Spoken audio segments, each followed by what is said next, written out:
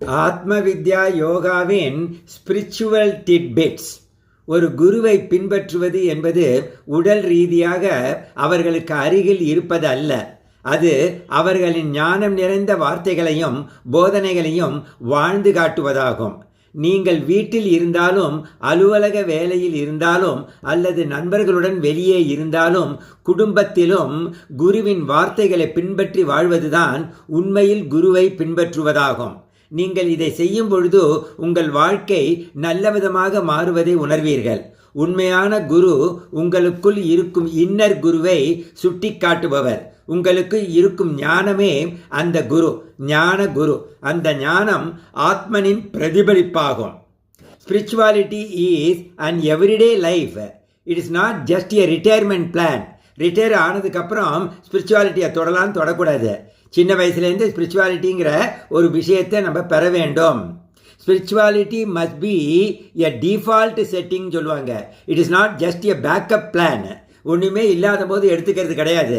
நம்ம அன்றாட வாழ்க்கையில் ஆன்மீக அறிவோடு நம்ம வாழறதுக்கும் கற்றுக்கொள்ள வேண்டும். செகண்ட் டிட்பிட் என்ன தெரியுமோ? we were born empty and we are going to leave empty. இது எல்லாருக்கும் தெரிஞ்சது. அப்படி இருக்கும் பொழுது why worrying கேட்குறாங்க ஞானிகள்.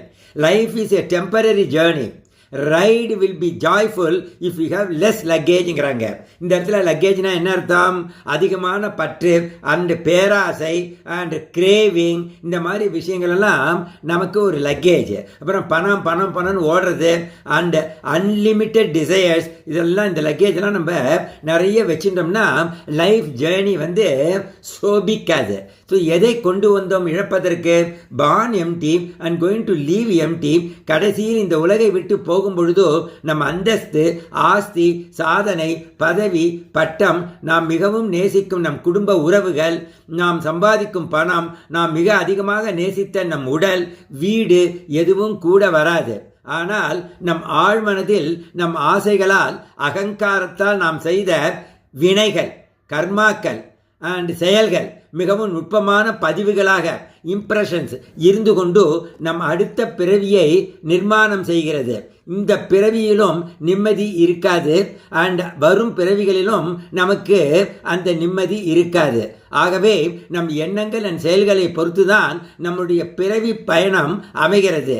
Necessary thoughts and necessary actions என்று வாழ்வோம், நிம்மதியாக வாழ்வோம். இறைவா நன்றி.